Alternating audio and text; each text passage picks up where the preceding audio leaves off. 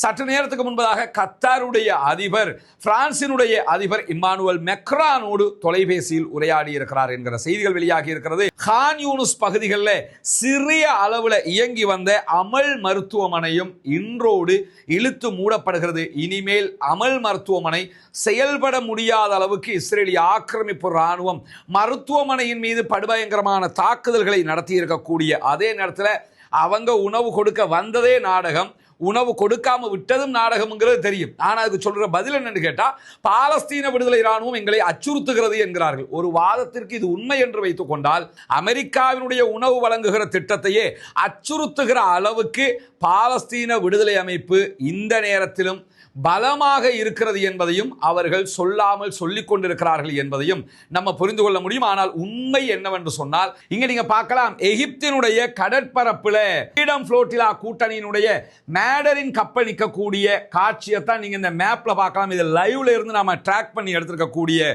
ஒரு மேப்பாக இருக்கிறது.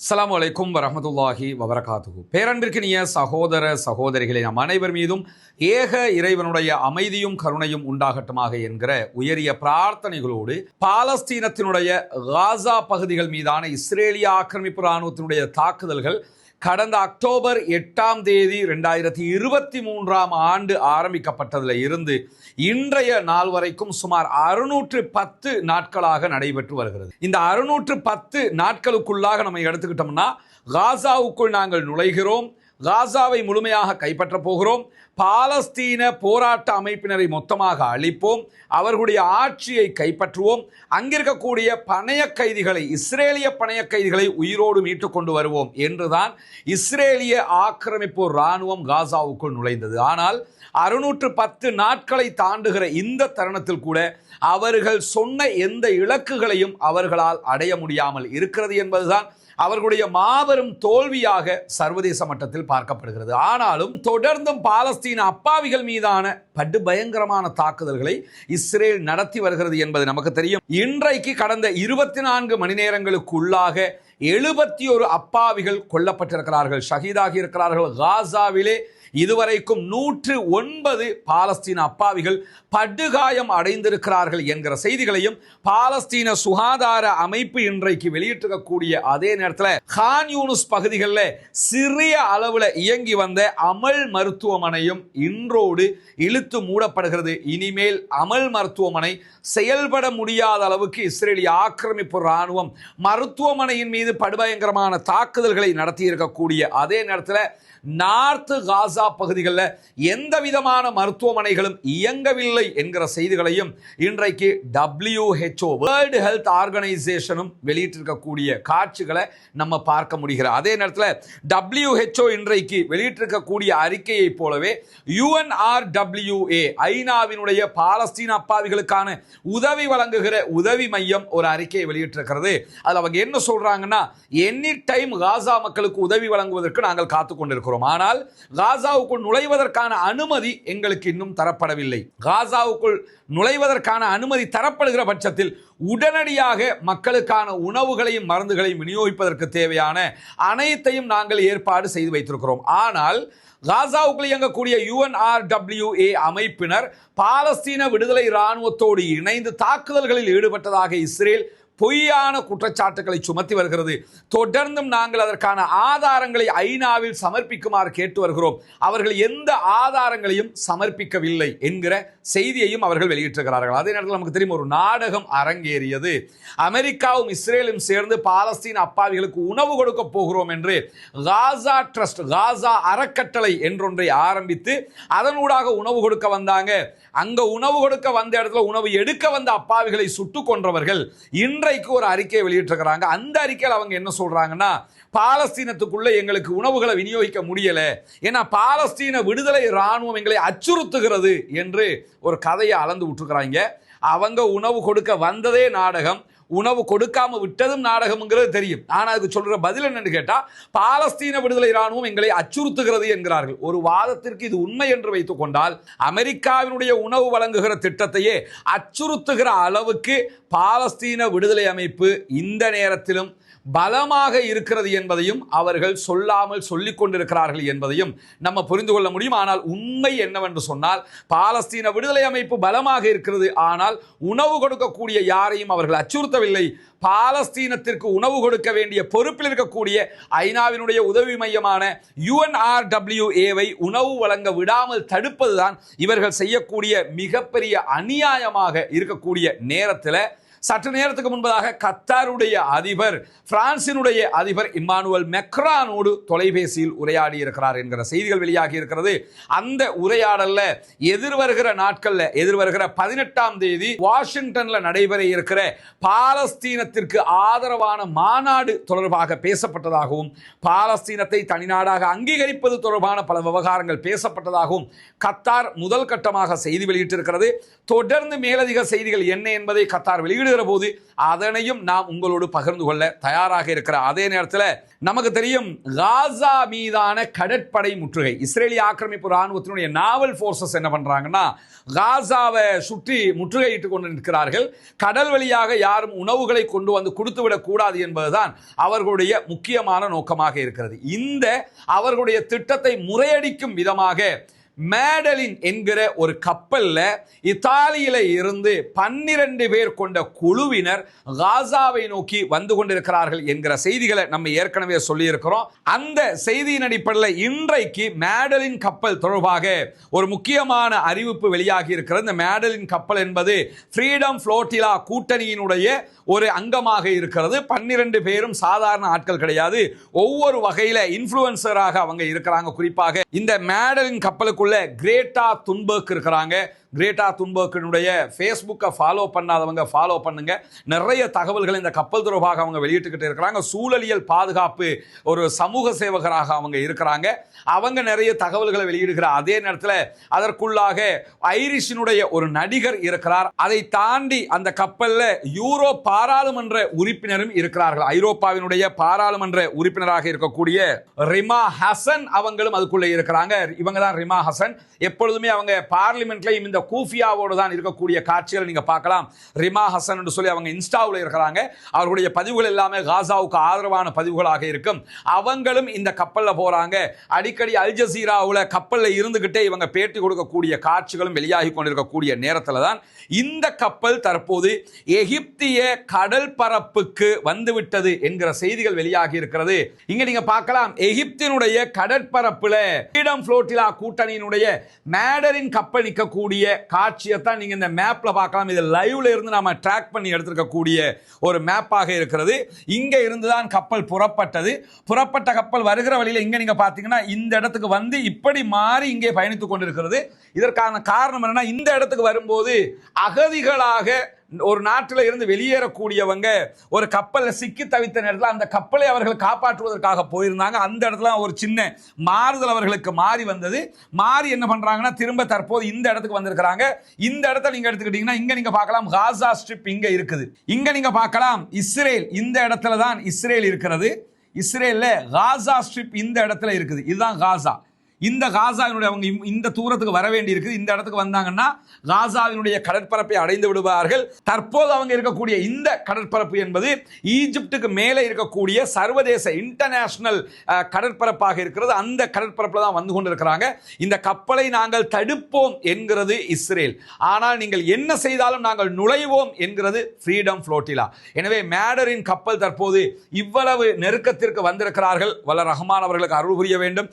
உண்மையிலேயே இவங்க காசா ஸ்ட்ரிப்புக்கு இந்த இடத்துக்கு போயிருவாங்களாக இருந்தால் இன்ஷா அல்லாஹ் காசாவினுடைய கடற்படை முற்றுகையை ஒரு 12 பேர் கொண்ட ஆயுதம் தாங்காத பொதுமக்களுடைய குழு உடைத்து விட்டது என்பது நிச்சயமாக இந்த உலகத்திலே ஒரு வரலாறு படைக்க போகிறது என்பது மட்டுமல்லாமல், அரபு நாடுகள் எல்லாம் கைகட்டி மௌனமாக கையாலாகாதவர்களாக இருக்கிற நேரத்திலையும், மேற்கு நாடுகள் பார்த்து கொண்டு இருக்கிற நேரத்திலையும் தற்போது ஃப்ரீடம் ஃப்ளோட்டிலாவினுடைய மேடரின் கப்பல் நுழைந்து கொண்டிருக்கிறது. மட்டுமல்லாம யூரோப் யூனியனும் சற்று நேரத்துக்கு முன்பதாக ஃப்ரீடம் ஃப்ளோட்டிலாவினுடைய இந்த மேடரின் கப்பலுக்கு பாதுகாப்பு வழங்கப்பட வேண்டும், இதை யாரும் தடுக்கக்கூடாது என்கிற அறிக்கைகளையும் வெளியிட்டு வருகிறார்கள். பொறுத்திருந்து பார்ப்போம். இன்னும் ஒரு நாள் அல்லது 2 நாட்களுக்குள்ளாக அவங்க காசாவை நெருங்கிவிடக்கூடும். அந்த செய்திகளை லைவ் ட்ராக்ல பார்க்க முடிகிறது. இன்ஷா அல்லாஹ் அவங்க அடுத்தடுத்த கட்டம் எங்க போகிறாங்க என்பதையும் தொடர்ந்து நாம் உங்களோடு பகிர்ந்து கொள்ள இருக்கிற அதே நேரத்தில் கப்பலுக்குள்ள இருக்கக்கூடிய ஜெர்மனுடைய மனித உரிமை ஆர்வலராக இருக்கக்கூடிய யசேமின் அகார், இன்றைக்கு நாங்கள் அத்தனை பேரும் நலமாக இருக்கிறோம், எங்களில் யாருக்கும் உடல் நலக் குறைவுகள் ஒன்றுமில்லை, சுகாதாரமாகவும் ஆரோக்கியமாகவும் நாங்கள் அத்தனை பேரும் இருக்கிறோம் என்கிற செய்திகளை சொல்லியிருக்கிறார். அதே நேரத்தில் ஐரோப்பாவினுடைய பாராளுமன்ற உறுப்பினர் ரிமா ஹசன் அவங்க ஒரு கோரிக்கையை விடுத்திருக்கிறாங்க. ஃப்ரீடம் ஃப்ளோட்டிலாவுக்கு தேவையான பாதுகாப்பான பாதையை உறுதி செய்வது சர்வதேசத்தினுடைய கடமை, எங்களை உள்ளே நுழைய விடாமல் தடுத்தால் சர்வதேசமே தோற்றுவிட்டது என்று அர்த்தம் என்கிற யதார்த்தபூர்வமான அறிக்கையையும் இன்றைக்கு ரிமா ஹசன் அவங்க வெளியிட்டிருக்கிறாங்க. என்ன நடக்கப் போகிறது என்பதை பொறுத்திருந்து பார்ப்போம். இன்ஷா அல்லாஹ் நான் ஏற்கனவே சொன்னதைப் போல இவர்கள் உள்ளே நுழைந்து விட்டால் காசாவினுடைய கடற்படை முற்றுகையை இவர்கள் உடைப்பார்கள். உள்ளே நுழைய விடாமல் தடுத்து விட்டால் கூட இஸ்ரேல் 100% அநியாயம் செய்கிறது என்பது சர்வதேசத்திற்கே தெரிய வருகிற ஒரு முக்கியமான செய்தியாக மாறப்போகிற அதே நேரத்தில் தற்போது ஒரு முக்கியமான செய்தியை பாலஸ்தீன விடுதலை இராணுவத்தினுடைய ஊடக பிரிவினுடைய பேச்சாளர் அபு உபைதா வெளியிட்டிருக்கிறார். அபு உபைதா நமக்கு தெரியும், அவர்தான் செய்திகளை சொல்லக்கூடியவரே, பாலஸ்தீன விடுதலை அமைப்பினுடைய இராணுவ பிரிவினுடைய செய்தி தொடர்பாளர். அவர் வெளியிட்டிருக்கக்கூடிய அறிக்கையில் என்ன சொல்றாருன்னு சொன்னா, இவர்களுடைய கையில பாலஸ்தீன விடுதலை அமைப்பினுடைய கையில ஏற்கனவே மதன் ஜங்காக்கர் என்கிற ஒருவர் பிடிபட்டிருக்கிறார். ஆனா அவர் உயிரோடு தான் இருக்கிறார், அவர் இன்னும் கொல்லப்படல. மதன் ஜங்காக்கருடைய புகைப்படம் இதுதான். அந்த புகைப்படத்தோடு தான் இன்றைக்கு அபு உபைதா ஒரு செய்தியை வெளியிட்டிருக்கிறாரு. அதுல அவங்க வெளியிட்டிருக்கக்கூடிய செய்தி என்னன்னு கேட்டா, மதன் ஜங்கக்கர் இருக்கக்கூடிய பகுதிகளில் தற்போது இஸ்ரேலிய ஆக்கிரமிப்பு ராணுவம் தாக்குதல்களை உக்கிரமாக நடத்தி கொண்டிருக்கிறது. அதனால தான் இன்றைக்கு அபு உபைதா இந்த புகைப்படத்தோடு, இது பார்த்தீங்கன்னா ஒரு பணத்தை சுத்தி வைக்கக்கூடிய அந்த பேக், இது அந்த பேக்ல மதன் ஜங்கக்கருடைய புகைப்படம் இருக்கிறது. அதில் அவருக்கு மருத்துவ சிகிச்சை அளிக்கப்படக்கூடிய காட்சி தென்படுவதை நீங்க பார்க்கலாம். இங்க பார்க்கலாம், இவர் ஹாஸ்பிட்டல் செட்டப்ல பங்கருக்குள்ள இருக்கிறாரு. இந்த புகைப்படத்தை போட்டு அவங்க என்ன சொல்றாங்கன்னா, he will not return alive அப்படின்னு சொல்லி அறிக்கை வெளியிட்டிருக்கிறாங்க. அவரை நீங்க உயிரோட எடுக்கணுமாக இருந்தா யுத்தத்தை உடனடியாக நிறுத்துங்க, ஆனா அவர் செத்துட்டாருன்னு சொன்னா அதுக்கு நாங்க பொறுப்பில்லை என்று சொல்லி இன்றைக்கு பாலஸ்தீன விடுதலை இராணுவத்தினுடைய ஊடக பேச்சாளர் அபு உபைதா வெளியிட்டிருக்கக்கூடிய அறிக்கையில மிக தெளிவாக சொல்றாரு, இவரை பாதுகாக்கிற முழு முயற்சியை நாங்க செய்தாலும் இவரை கொல்வது உங்களுடைய ராணுவம் என்பதால் இதையும் மீறி நீங்க கொன்னுட்டீங்கன்னு சொன்னா எங்க கிட்ட வந்து கேள்வி கேட்க கூடாது என்று அந்த அறிக்கையில் அவங்க சொல்லியிருக்கிறாங்க. காரணம் என்னன்னா, அவர் வச்சிருக்கக்கூடிய இடத்துல தான் 100% குண்டு தாக்குதல்களை தற்போது இஸ்ரேல் நடத்தி கொண்டிருக்கிறது. எனவே அவரை பாதுகாக்கிறதா கொல்றதாங்கிறத இஸ்ரேல் தான் முடிவெடுக்கணும், நாங்கள் அல்ல என்று பாலஸ்தீன விடுதலை ராணுவம் சற்று நேரத்துக்கு முன்பதாக அறிக்கை வெளியிட்டிருப்பது மட்டுமல்லாமல் இஸ்ரேலிய தலைவர்களை மேற்கோள் காட்டி இஸ்ரேலுடைய சேனல் 20 ஒரு அறிக்கையை வெளியிட்டிருக்கிறது. அந்த அறிக்கையில் அவங்க சொல்லக்கூடிய செய்தி என்னன்னு சொன்னா, காசாவில் நடக்கக்கூடிய யுத்தம் தற்போது இஸ்ரேலுடைய பாதுகாப்புக்காக நடத்தப்படவில்லை. அவங்க என்ன சொல்றாங்கன்னா,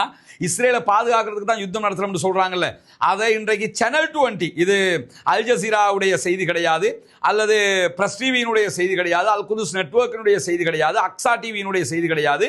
இந்த செய்தியினுடைய சோர்ஸ் யாருன்னு சொன்னா சேனல் 20 என்கிற இஸ்ரேலிய செய்தி நிறுவனம். அவங்க வெளியிட்டிருக்கக்கூடிய அறிக்கை தான் இது. அதுல இஸ்ரேலுடைய தலைவர்களை ஆதாரம் காட்டி தான் அவங்க செய்தியை வெளியிட்டிருக்கிறாங்க. காசாவில் தற்போது நடக்கக்கூடிய யுத்தம் என்பது இஸ்ரேலை பாதுகாப்பதற்கான யுத்தம் கிடையாது, தோல்வியை ஒப்புக்கொள்வதற்கான பயத்தினால் நடத்தப்படுகிற யுத்தம். இப்ப தோத்துட்டோம், அதை ஒப்புக்கொள்ள முடியல, எனவே தாறுமாற கண்டவங்களை எல்லாம் கொண்டு போடுங்க, அந்த தோல்வியை ஒத்துக்கொண்டுட்டோம்னு சொன்னா தேர்தல் வரைக்கும் பெரிய பிரச்சனையாகி நெத்தன்யாஹுவினுடைய லைஃப் கேரியரே இல்லாம போயிரும்ங்கிறதுனால தோல்வியை ஒத்துக்கொள்ள முடியாத பயத்தினால் இந்த யுத்தம் நடைபெறுகிறது என்று பகிரங்கமாக அவர்களுடைய பத்திரிகைகளை எழுதி கொண்டிருக்கிறது. எதுக்கு நான் சொல்றேன்னா, சில பேரை நாங்க பார்க்கிறோம், இன்னும் கிட்டத்தட்ட 75,000க்கு மேற்பட்ட அப்பாவிகள் கொல்லப்பட்டிருக்கிறார்கள். அதே நேரத்தில் பாலஸ்தீனத்துக்குள்ள 1,35,000க்கு மேற்பட்ட அப்பாவிகள் படுகாயம் அடைந்திருக்கிறார்கள். இங்க நீங்க பார்க்கலாம், காசாவில் எடுக்கிறதுக்கு எதுவுமே இல்லைங்கிற அளவுக்கு மொத்தமாக காசா அழிக்கப்பட்டிருக்கிறது. இவ்வளவு நடந்ததுக்கு பிறகும் சில பேர் வந்து மனசாட்சியே இல்லாம அங்கு நடக்கக்கூடிய இந்த யுத்தத்தை ஆதரிச்சுக்கிட்டு இருக்கிறாங்க. ஒரு இன அழிப்பு நடக்கிறது, ஒரு சமூகம் அழிக்கப்பட்டு கொண்டிருக்கிறது. அந்த சமூகம் யாராக இருந்தாலும் மனிதர்களா இல்லையா, அவர்கள் அழிக்கப்படுகிறார்கள். ஆனால் 6 நாளில் 6 அரபு நாடுகளை 1967களிலேயே ஜெயித்த இஸ்ரேலிய ஆக்கிரமிப்பு இராணுவத்தினால 610 நாட்களாக ஒரு சிறிய இராணுவத்தை ஒரு சிறிய நிலப்பரப்புக்குள் வெல்ல முடியாமல் இருக்கிறது என்றால் இந்த இடத்துல வெல்வது யார் தோற்பது யார் என்பது சின்ன பிள்ளைக்கும் தெரியும். அந்த அடிப்படையில் அவர்களே ஒவ்வொரு நாளும் ஒப்புக்கொள்கிறார். 2 நாட்களுக்கு முன்பதாக இஸ்ரேலுடைய முன்னாள் பிரதமர் எஹுட் பராக் இதனை ஒப்புக்கொண்டிருந்தார். இப்பொழுது இஸ்ரேலிய தலைவர்களை மேற்கோள் காட்டி சேனல் 20 வெளியிட்டிருக்கக்கூடிய செய்தியில் சொல்லியிருக்கிறாங்க, இந்த யுத்தம் இஸ்ரேலை பாதுகாக்கிறதுக்கான யுத்தம் கிடையாது, தோல்வியை ஒப்புக்கொள்ள பயந்து நடக்கிற யுத்தமாக இருக்கிறது என்று பகிரங்கமாக பேசுகிற நிலையும் உருவாகி இருக்கக்கூடிய நேரத்தில் இன்றைக்கும் பாலஸ்தீனத்துக்கு ஆதரவாக யெமன்ல இருந்து ஹூதிகளுடைய படைப்பிரிவு பாலிஸ்டிக் ஏவுகணை தாக்குதல்களை நடத்தி இருக்கிறார்கள். அவங்க தொடர்ந்து நடத்தி வர்றாங்கிறது நமக்கு தெரியும். அந்த அடிப்படையில் தான் இன்றைக்கும் இந்த தாக்குதல்களை அவர்கள் நடத்தி இருப்பது மட்டுமல்லாமல் இன்றைக்கு பாலஸ்தீன விடுதலை இராணுவத்தினுடைய துணை இராணுவ பிரிவு கான் யூனிஸினுடைய வடக்கு பகுதிகளில் இஸ்ரேலிய ஆக்கிரமிப்பு இராணுவத்திற்கு எதிராக படுபயங்கரமான தாக்குதல்களை நடத்தி இருக்கிறார்கள். குறிப்பாக இன்றைக்கு கைக்குண்டு தாக்குதல்களை நடத்தி இருக்கிறார்கள். அதே போன்று மோட்டார் குண்டு தாக்குதல்கள் நடத்தப்பட்டிருக்கிறது. யாசின் 105 மூலமாகவும் தாக்குதல்கள் நடத்தப்பட்டிருக்கிறது. கான் யூனிஸினுடைய வடக்கில் இருக்கக்கூடிய கிழக்கு கோடு பகுதிகளில் தான் ஊடுருவி வந்த இஸ்ரேலிய ஆக்கிரமிப்பு இராணுவத்தின் மீது அவர்களுடைய வெஹிக்கிள்ஸ் மேலே இன்றைக்கு இந்த தாக்குதல்கள் சரமாரியாக நடத்தப்பட்ட அதே நேரத்தில் இந்த தாக்குதல்கள் இதுவரைக்கும் இஸ்ரேலிய ஆக்கிரமிப்பு இராணுவத்தை சென்ற 3 பேர் கொல்லப்பட்டிருக்கிறார்கள் என்கிற செய்திகளோடு 7 பேர் படுகாயம் அடைந்திருக்கிறார்கள் என்கிற செய்திகளும் வெளியாகி இருக்கிறது. அதே நேரத்தில் இஸ்ரேலிய ஆக்கிரமிப்பு இராணுவத்தினுடைய 12 பேரை கொண்ட ஒரு பட்டாலியன் தாலல் ஜாதர் என்கிற பகுதிகளில் இருந்த இடிபாடுகளோடு இருந்த ஒரு வீட்டுக்குள்ள நுழைந்து அங்க பாலஸ்தீன விடுதலை அமைப்பினுடைய பங்கர் இருக்கிறது என்று தேட போன நேரத்தில் அந்த வீட்டை மொத்தமாக இடித்து குண்டு வைத்து தகர்த்து அதில் இதுவரைக்கும் 4 பேர் கொல்லப்பட்டிருக்கிறார்கள் என்கிற செய்திகள் வெளியாகி இருக்கிறது. எது எப்படி போனாலும் இன்றைக்கு 7 இஸ்ரேலிய ஆக்கிரமிப்பு இராணுவத்தை சேர்ந்தவர்கள் கொல்லப்பட்டிருக்கிறார்கள். இதுவரை வந்திருக்கக்கூடிய தகவல் பிரகாரம் மேலதிகமாக 7 பேர் படுகாயம் அடைந்திருக்கிறார்கள். இந்த 2வது தாக்குதலில் எத்தனை பேர் படுகாயம் அடைந்திருக்கிறார்கள் என்கிற செய்திகள் இதுவரைக்கும் வெளியாகவில்லை. வெளியாகிற போது அந்த செய்திகளையும் நாம் உங்களோடு பகிர்ந்து கொள்ள தயாராக இருக்கிறோம். இந்த செய்திகள் தான் இன்றைக்கு பாலஸ்தீனம் தொடர்பாக வெளியாக இருக்கக்கூடிய மிக முக்கியமான செய்திகளாக இருக்கிறது. பாலஸ்தீனம் வெற்றி பெற வேண்டும், பாலஸ்தீனம் சுதந்திரம் அடைய வேண்டும், பாலஸ்தீன மக்களும் நம்மை போன்று நிம்மதியானவர்களாக மாற வேண்டும், வாழ வேண்டும் என்கிற உயரிய பிரார்த்தனைகளோடு பாலஸ்தீன அப்பாவிகளுக்காக பிரார்த்திக்கிற அதே நேரம் இஸ்ரேலிய ஆக்கிரமிப்பு இராணுவத்திற்கு எதிராக குனூத்து நாசிலாவை ஒவ்வொரு தொழுகைகளிலும் ஓத மறந்து விடாதீர்கள் சகோதரர்களே. ஜனநாயக ரீதியாக பாலஸ்தீன அப்பாவிகளுக்காக குரல் எழுப்புவோமாக. ஃப்ரீடம் ஃப்ளோட்டிலாவினுடைய மேடரின் கப்பல் எந்த விதமான அச்சுறுத்தல்கள் இருந்தாலும் அதை எதிர்கொண்டு காசாவுக்குள் நுழைய வேண்டும் என்று அல்லாஹ்விடத்திலே ஒவ்வொரு கணமும் பிரார்த்தனை செய்யுங்கள் என்கிற கோரிக்கையோடு முடித்துக் கொள்கிறேன். வாஹ்ரதவானா அல்ஹம்துலில்லாஹி ரப்பில் ஆலமீன். அன்பிற்கினிய சகோதர சகோதரிகளே, நம் அனைவர் மீதும் ஏக இறைவனுடைய அமைதியும் கருணையும் உண்டாகட்டுமாக என்கிற பிரார்த்தனைகளோடு, நமக்கு தெரியும் தொடர்ந்து நம்முடைய வீடியோவை பார்த்து வரக்கூடிய சகோதரர்களுக்கு கடந்த ரமலானில் நம்ம அறிவித்ததற்கு இணங்க உங்களுடைய ஜகாத்து மற்றும் சதகா நிதிகளை கொண்டு இலங்கையினுடைய கிழக்கு மாகாணம் பொத்துவில் பகுதிகளில் இருக்கக்கூடிய இஸ்லாத்தை ஏற்றுக்கொண்ட சகோதரர்களுக்கான ஒரு 14 வீடுகளை அமைக்கிற திட்டத்தை நம்ம செஞ்சு வர்றோம். அதில் முதல் கட்டமாக 5 வீடுகளை அமைக்கக்கூடிய பாக்கியத்தை இறைவன் நமக்கு தந்திருக்கிறான். அல்ஹம்துலில்லாஹ் 5 வீடுகளும் ஆல்மோஸ்ட் தற்போது கம்ப்ளீட் ஆகி இருக்குது. இன்னொரு 1 வீக்கில் பெரும்பாலும் பெயிண்ட் அடிக்கிற வேலைகளை முடிச்சிருவாங்க. கரண்ட் வயரிங் எல்லாம் முடிச்சுட்டாங்க. அதுக்கடுத்ததாக உள்ள வேலைகளையும் ஃபினிஷ் பண்ணிடுவாங்கங்கிறது நமக்கு தெரியுது. இங்கே நீங்கள் பார்க்கலாம், வயரிங் வேலையெல்லாம் அழகாக கம்ப்ளீட் பண்ணிட்டாங்க. லைன் கொடுக்கணும், கரண்ட் இதில் இல்லை, லைன் கொடுக்கணும். லைனை கொடுத்துட்டாங்கன்னா அதுவும் சரியாயிரும். அதே மாதிரி இந்த பூசுகிற வேலையெல்லாம் சிறப்பாகவே பண்ணியிருக்கிறாங்க. அல்ஹம்துலில்லாஹ் நல்ல தெளிவாக பண்ணியிருக்கிறாங்க. பெயிண்ட் அடிக்கிற வேலை ஓரிரு நாட்களில் ஆரம்பிச்சிருவாங்க. இங்கே எல்லா வேலையும் மேக்ஸிமம் உள்ள வேலைகளை கம்ப்ளீட் பண்ணியிருக்கிறத பார்க்கலாம். கிச்சன் வேலைகளை நீங்கள் அங்கே பார்க்கலாம். கிச்சன் பைப் தண்ணி லைன் எல்லாம் அங்கே செட் பண்ணியிருக்கிறாங்க. இன்னும் லைனை ஆன் பண்ணலை, மற்றபடி லைன் எல்லாம் செட் பண்ணி இருக்கிறாங்கிறத நம்ம பார்க்க முடியுது. இது கிச்சனுக்குரிய ஐட்டங்கள். அதே மாதிரி பாத்ரூம் ரொம்ப சிறப்பாக பண்ணியிருக்கிறாங்க. ரொம்ப கொஞ்சம் பெருசாகவும் இருக்குது. வெளிச்சம் இல்லாததுனால உங்களுக்கு எப்படி இருக்குதுன்னு எனக்கு தெரியல. குளிக்கிறதுக்குரிய செட்டப்பு, அதே மாதிரி பைப்பு செட்டப்பு எல்லாம் அந்த 2-in-1 அழகாக பண்ணியிருக்கிற காட்சிகளை நீங்கள் பார்க்கலும். இந்த ரூம் எல்லாம் நல்லா சிறப்பாகவே பண்ணியிருக்கிறாங்க. சில சகோதரர்கள் சுட்டி காட்டினீங்க, அந்த பலகைக்கு தேவையான பூச்சி பூசிப்பட்டில்லை அப்படின்னு சொன்னீங்க. அது பூச்சி பூசியிருக்கிறாங்க. இது கருப்பு கலரில் வளமையில் இருக்கும், ஆனால் இது கருப்பில் இல்லை, கொஞ்சம் தெளிவாக இருக்குது அல்ஹம்துலில்லாஹ்னு சொல்லி அதுக்குரிய பூச்சிகள் எடுத்து பூசியிருக்கிறாங்க. அதனால் திருப்பி அதை அந்த கரையான அரிக்கிற மாதிரியான செட்டப்புகள் வர்றதுக்கு வாய்ப்பில்லை இன்ஷா அல்லாஹ். காற்றடிச்சா கலண்டு போகாத விதமாக ஓட்டை போட்டுட்டு சைட்ல எல்லாம் அதுக்குரிய அந்த நேர்த்தியான சில வேலைகளை பாஸ்மார் இதிலெல்லாம் பண்ணியிருக்கிறாங்க. ஃபுல்லாக பண்ணிவிட்டு அதை இறுக்கமாக வைக்கிற விதமாக செஞ்சுருக்கிறாங்க. இதில் சில ஓடுகள் போட்டு அந்த மேலே ஏறி நின்று தான் அதை செய்வாங்க. அதில் சிலது கலட்டி இருக்கிறாங்க, அதை திருப்பி ஃபிட் பண்ணுவாங்க. அதுக்குரிய அரேஞ்ச்மெண்ட் பண்ணியிருக்கிறோம். கடந்த வீடியோவில் பார்த்தவங்க பார்த்துருப்பீங்க, இந்த இடத்துல ட்ரைனேஜ் சிஸ்டம் வச்சுருந்தோம். இப்போ அதை கம்ப்ளீட் பண்ணி ஃபில் பண்ணிட்டாங்க. இந்த இடத்துல அதான் மூடி இருக்கிறாங்க. இங்கெல்லாம் நீங்கள் பார்க்கலாம், மிகச்சிறப்பாக பண்ணிட்டாங்க அல்ஹம்துலில்லாஹ். ரொம்ப தெளிவாக எல்லாமே சூப்பராக பண்ணியிருக்கிற காட்சிகளை தான் நம்ம இதில் பார்க்குறோம். அல்லாஹ்வுக்கு எல்லா புகழும். இதற்காக நிறைய உதவிகளை செய்திருக்கக்கூடிய சகோதரர்கள், எல்லா சகோதரர்களும், இன்னும் சொல்லப்போனால் நம்ம டெய்லி நாங்கள் பார்க்குறோம். நேற்று கூட ஒரு சகோதரர் 170 ரூபா இதற்காக தந்திருக்கிறார். உண்மையிலே ரொம்ப ரொம்ப மகிழ்ச்சியாக இருக்குது. அவரால் அதுதான் முடியும், அதை தர்றாரு. எனவே அவருடைய பங்களிப்பும் இதில் இருக்கிறது என்கிற மகிழ்ச்சியான ஒரு செய்தி நமக்கு இருக்குது. இப்படி அவங்களால எதெல்லாம் முடியுமோ அதெல்லாம் தர்றாங்கங்கிறது ரொம்ப ரொம்ப சந்தோஷமான மகிழ்ச்சியாக இருக்குது. ஏன்னா அவங்களோட பங்களிப்பும் இதில் இருக்குதுங்கிறது அவங்களுக்கு ஒரு மகிழ்ச்சி தான்.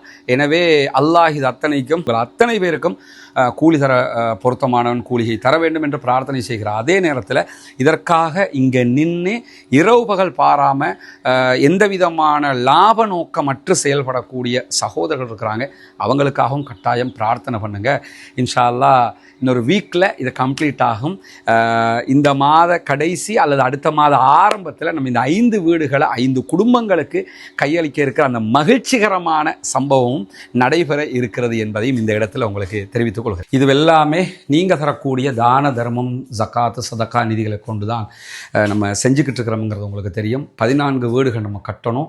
அதில் 5 வீடுகள் அல்லாஹ்வுடைய உதவியால் பெரும் பாடுபட்டு அல்ஹம்துலில்லாஹ்னு நம்ம அத்தனை பேரும் ஒன்றிணைந்து இதை நம்ம செஞ்சுருக்கிறோம். இன்ஷா அல்லாஹ் விரைவில் இது தொடர்பான வரவு செலவு எவ்வளவு நமக்கு கிடைத்திருக்கிறது, எவ்வளவு செலவழிச்சிருக்கிறோம், இன்னும் எவ்வளோ தேவைப்படுகிறது என்கிற விவகாரங்களையும் உங்களோடு நம்ம பகிர்ந்து கொள்ள இருக்கிறோம். ஏன்னா இது எல்லாமே ஓப்பன் தான், டயரி எல்லாம் கிடையாது. இது சிலபஸ் புக்கு மாதிரி புரட்டி பார்க்க முடியும். ஏன்னா நான் இதை செய்யவும் இல்லை, நீங்கள் இதை செய்யவும் இல்லை, நம்ம செஞ்சுக்கிட்டு இருக்கிறோம்ங்கிறதுனால நாம் செய்கிற பணியை நாம் தெளிவாக தெரிந்து கொள்ள வேண்டும். நாம் நம்பிக்கைக்குரியவர்களாக இருக்க வேண்டும். நீங்கள் தருகிற ஒவ்வொரு ரூபாயும் இந்த மக்களுக்காக செலவு செய்யப்படுகிறது என்பதற்கான அந்த நம்பிக்கை உங்களுக்கு கிடைக்கிற போது தான் மேலதிகமாக நம்ம நிறைய சேவைகளை இந்த மக்களுக்கு பண்ண முடியும். எனவே இந்த மக்களுக்கான இந்த பணி தொடர வேண்டும். நிறைய தேவையுடைய மக்கள் இருக்கிறாங்க. நம்ம வரும்போது டெய்லி மருத்துவ உதவி கேட்குற மக்களுக்கு பார்க்குறோம். மற்ற உதவிகளை நிறைய சகோதரிகள் கேட்குறாங்க. எங்களால் முடிஞ்சதை தாம்மா நாங்களும் பண்ண முடியும். நிறைய நீங்கள் எங்கள்கிட்ட கோரிக்கை வச்சாலும் எங்களால் முடிஞ்ச வரைக்கும் நாங்கள் பண்ண பார்க்குறோம். அதே மாதிரி நிறைய படிக்கிற பிள்ளைகள் எஜுகேஷன் ஹெல்ப் கேட்குறாங்க. முடிஞ்ச வரைக்கும் நாங்கள் அதுக்கு முன்னுரிமை கொடுத்துக்கிட்டு இருக்கிறோம். ஏன்னா நம்ம சமூகம் கல்வியில் எவ்வளோ பின்தங்கி இருக்குங்கிறது நமக்கு தெரியும். எனவே அல்லாஹினுடைய அருளால் இந்த பணி வெற்றிகரமாக முடிய வேண்டும். மேலதிகமாக நம்ம நிறைய பணிகளை செய்யணும். எனவே இந்த பணிகளுக்காக நிறைய உதவிகளை செய்யுங்க. உங்களுடைய ஜக்காத்து தான தர்மங்களை தந்து உதவுங்க. முன்னால் தெரிகிற நம்முடைய வங்கி கணக்கிலக்கத்திற்கு நீங்கள் நேரடியாகவே உங்களுடைய உதவிகளை வழங்க முடியும். இந்த வங்கி கணக்கிலக்கத்திற்கு உதவிகளை வழங்க முடியாது என்று இப்போ வெளிநாட்டில் இருக்கக்கூடிய சகோதரர் முன்னால் தெரிகிற வாட்ஸ்அப் மற்றும் தொலைபேசி இலக்கத்திற்கு என்னை நீங்கள் நேரடியாக தொடர்பு கொள்ள முடியும். அது என்னுடைய தொலைபேசி இலக்கம் தான். எனவே தொடர்பு கொண்டு அதுக்குரிய விவகாரங்களை கேட்டிங்கன்னா அதனுடைய தெளிவுகளை நம்ம தர தயாராக இருக்கிறோம். நாம் அனைவரும் ஒன்றிணைந்து இந்த ஏழை எளிய மக்களுக்கான இந்த செயல்பாட்டில் முன்கொண்டு செல்வோம். அதன் மூலமாக நாளை மறுமையில் நீங்களும் நானும் உயர்தரமான ஜன்னத்துல் ஃபிர்தௌஸை அடைய வேண்டும் என்பதுதான் நம்முடைய நோக்கமாக இருக்கிறது.